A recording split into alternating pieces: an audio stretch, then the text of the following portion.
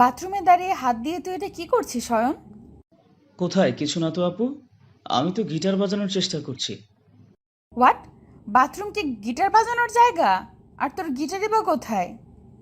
Guitar বাজানোর জন্য কি আবার গিটার সাথে করে নিয়ে আসতে হয় নাকি? ওটা রুমেই আছে। গিটার রুমে রেখে বাথরুমে দাঁড়িয়ে দাঁড়িয়ে গিটার বাজাচ্ছিস? এটি তো বলতে চাইছিলি তুই? জি আপু, আমি সেটাই বোঝাতে চাইছি। ছি ছি ছি। আজ যদি আমি নিজের চোখে এসব না দেখতে পেতাম তবে কখনোই জানতে পারতাম না তোর আসল রূপ কি। আপু, বিশ্বাস করো, আমি ইচ্ছে করে এসব করছি না। আমি তো চুপ বেয়াদব। ছি ছি। তোকে আমি কতটা ভালো ভেবেছি, আর তুই কিনা শেষ অবধি। অধরা আর কোনো কথা বলল না। অয়নের সামনে দিয়ে হনহন করে চলে গেল সে। অয়ন বাথরুমে দাঁড়িয়ে নিজের কাজ করছিল। অধরা পেছন থেকে একদম দুম করে বাথরুমের দরজায় ধাক্কা দিতেই নিজের চোখের সামনে অয়নকে খুব বাজে অবস্থায় দেখল। অধরা হয়তো এসব দেখার জন্য মোটেও প্রস্তুত ছিল না। অয়নকে এমন অবস্থায় দেখে অধরা কি বলবে তার ভাষা হারিয়ে ফেলে। অয়ন পেছন থেকে অধরার কণ্ঠস্বরটা শুনতে পেতেই দ্রুত হকচকিয়ে গিয়ে নিজের জামাটা ঠিক করে নিল। নিজের জামা ঠিক করে নিয়ে অধরার দিকে তাকাতেই অধরা অয়নকে নিয়ে এইসব কথা বলল। অয়ন চোরের মতো দাঁড়িয়ে আছে। অয়ন সত্যিই অয়ন বাজে কাজ করছিল। সেটা তার বড় বোন ধরে ফেলায় ভীষণ লজ্জা পায় অয়ন। অধরা চলে যেতেই অয়ন বাথরুম থেকে বেরিয়ে সোজা চলে আসে নিজের রুমে। রুমে এসে অয়ন বিছানার উপর বসে ভাবতে লাগলো কি করবে এখন। অধরা তো তাকে খারাপ ভেবেছে, এখন অধরাকে কি করে কনভিন্স করবে। কিন্তু অয়নের মাথায় আসছে না। অয়ন একটা দীর্ঘশ্বাস ফেলতেই অয়ন দেখতে পেল অধরা তার রুমের সামনে দিয়ে যাচ্ছে। অয়ন কোনো কিছু না ভেবেই দৌড়ে নিজের রুম থেকে বেরিয়ে যায়। অধরাকে পেছন থেকে অয়ন বলতে লাগলো, অধর আপু, তোমার সাথে আমার একটু কথা আছে। তুমি কি ফ্রি আছো? এই, তোর সাথে আমার আবার কিসের কথা থাকতে পারে? তোর মতো একটা খারাপ ছেলের সাথে আমার কোনো কথাই থাকতে পারে না। আপু, আমি জানি তুমি আমাকে ভুল ভাবছো, কিন্তু সত্যি বলছি আপু, আমি সত্যি এসবের জন্য দায়ী না। হয়েছে তোর বলা? আর কিছু বলার আছে? হুম, আমার কথাটা একটু বোঝার চেষ্টা করো আপু। সরি, ইচ্ছে নেই আর তোর কথা শোনার। আসছি আমি। আমায় আর বিরক্ত করবি না তুই। আপু, শোনো তো আমার কথা। অয়ন কথাটা বলতেই অধরার হাত ধরে ফেলল। অয়ন অধরার হাত ধরতেই অধরা রেগে ফুস করে উঠল। অয়ন অধরার চোখে মুখে রাগের ঝলক দেখে ভয় চুপসে গেল। মাথাটা নিচু করে অয়ন অধরাকে উদ্দেশ্য করে বলল, আমি জানি আমি ভুল করেছি, আর তোমার থেকে আমি সাজা চাই। আমায় তুমি সাজা দাও। কি সাজা দেবো তোকে? আমার তো ভাবতেই অবাক লাগছে তুই এতটা নিচে নেমে গেছিস। তোর সাথে কথা বলতেও বাচ্ছে আমার। আপু প্লিজ, তুমি আমাকে ক্ষমা করে দাও। আমি কথা দিচ্ছি তোমায়, আর কখনো এমন হবে না। প্রমিস। সত্যি তো? আর কখনো এমন কিছু হবে না তো? সত্যি আপু, আমায় বিশ্বাস করো, আর জীবনে এমন কিচ্ছু হবে না। বিশ্বাস করতে পারো আমায়। দেখ অয়ন, এই বয়সটাই এমন। এসব করতে হয়তো ভালো লাগে, তবে এতে শরীরের ক্ষতি হয়। তাই তোকে আমি বারণ করছি, আর কখনো এসব করিস না। ঠিক আছে আপু, আর কখনো আমি এসব করব না। তুমি আমায় মন থেকে ক্ষমা করে দিয়েছো তো? হুম, করে দিয়েছি। এখন যা তুই তোর রুমে। আমার একটু কাজ আছে, আমিও আসছি। অধরা অয়নকে ক্ষমা করে দিয়ে চলে যায়। অধরা চলে যেতেই অয়নের ঠোঁটের কোণে মিষ্টি একটা হাসি রেখা চলে আসে। অধরা কাউকে কিছু বলবে না সেটা ভেবে অয়ন রুমে এসে ভাবতে লাগলো, আসলে তো অয়ন এর আগে কখনো এমন কিছু করেনি।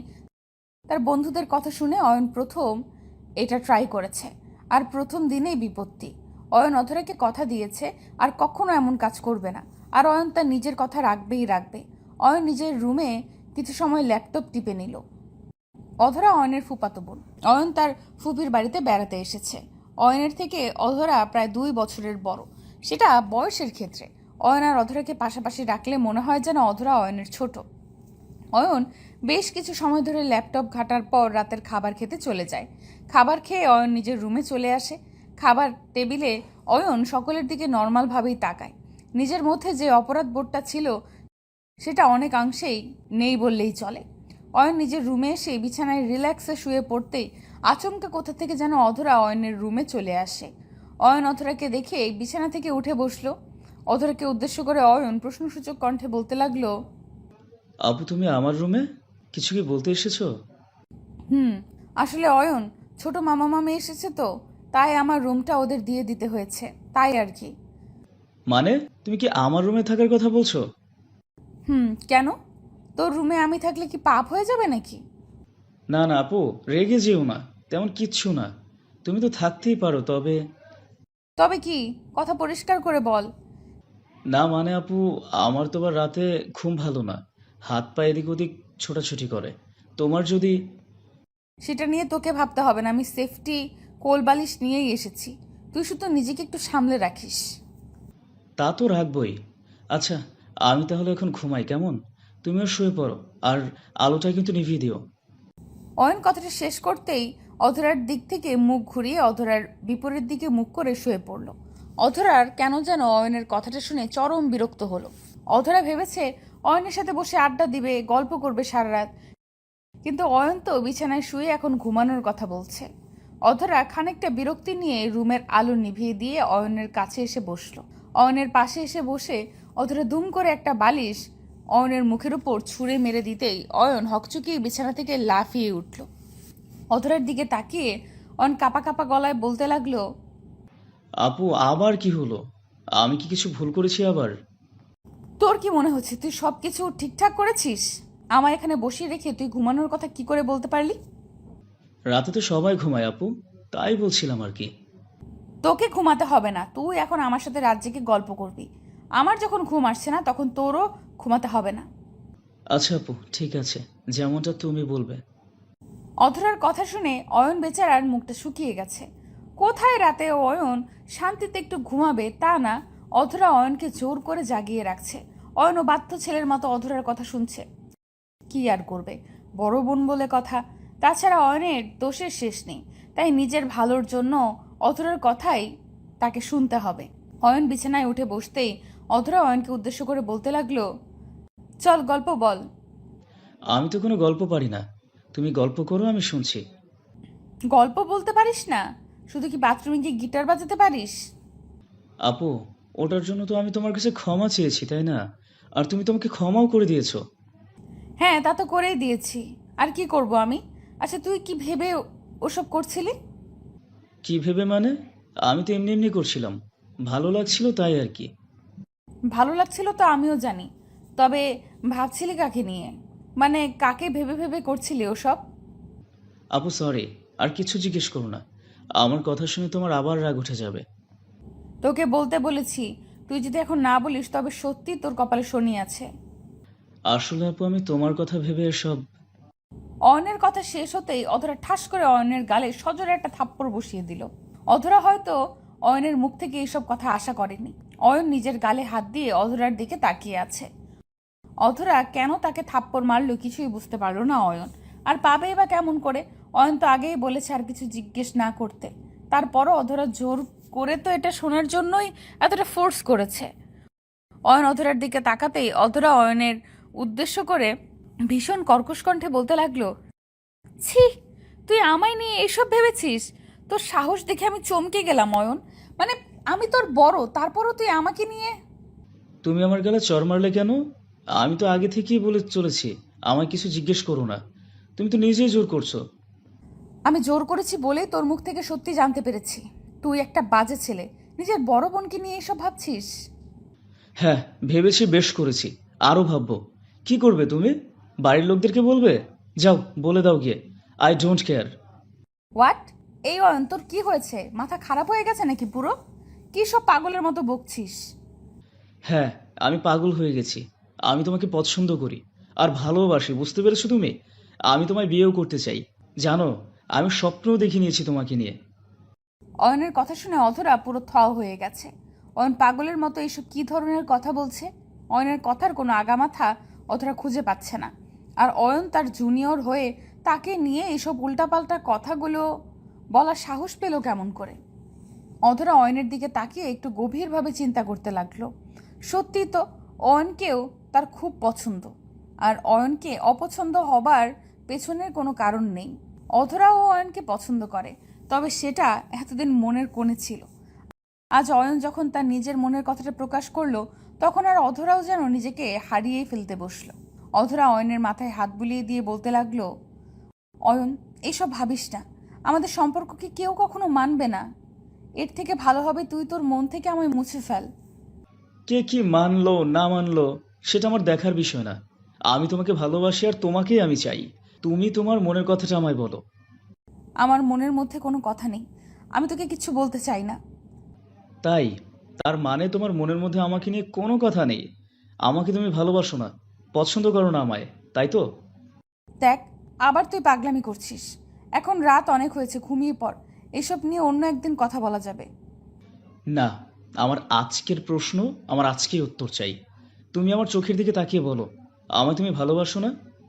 হুম, আমি তোকে ভালোবাসি, তোকে আমিও নিজের করে পেতে চাই, কিন্তু আমাদের পরিবার। পরিবার তখনই মানবে যখন আমরা দুইজন চাইবো যে আমাদের ভালোবাসাটা সামনের দিকে এগিয়ে যাক। আমি তো তোর হাত ধরতে রাজি, কিন্তু তুই যদি আমায় কখনো ছেড়ে যাস, তখন কি হবে? আমি তো মরেই যাব, সত্যি। তোকে ছাড়া বেঁচে থাকা যাবে না। আমি তো কখনো তোমাকে ছাড়বো না, বরং সারা জীবন তোমার পাশে থাকার জন্যই আমি এসেছি। অয়নের কথাটা শুনে অধরার মনটা খুশিতে ভরে উঠল। অধরা দুম করে অয়নকে শক্ত করে জড়িয়ে ধরল। অয়নও অধরাকে নিজের বুকের সাথে আষ্টে পৃষ্ঠে জড়িয়ে ধরল। অয়নের বুকে ঠাঁই পেতেই অধরা যেন খুব শান্তি অনুভব করতে লাগলো। অয়ন অধরাকে নিজের বুকে জড়িয়ে নিয়ে অধরার ঘাড়ে গলায় চুমু খেতে লাগলো। অয়নের চুমুতে অধরা যেন নিজের মধ্যে এক অদ্ভুত ভালো লাগা অনুভব করছে। অধরা অয়নের মাথাটা নিজের ঘাড়ের সাথে চেপে ধরে আছে। অয়ন অধরাকে আরো কিছু সময় জড়িয়ে রেখে আলতো করে ছেড়ে দিল।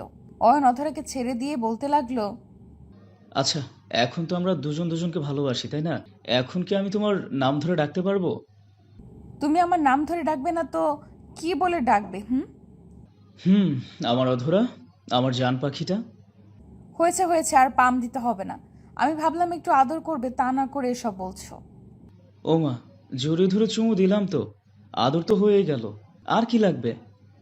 মানে, এই অল্প সময় জড়িয়ে ধরে দুটো চুমু খেতেই তোমার আদর শেষ হয়ে গেল? হুম, শেষ তো। আর কি চাই?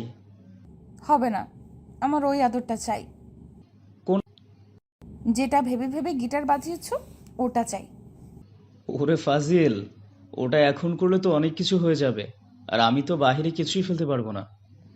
হোক, সব ভেতরে ফেলো। আমার সব কিছু চাই।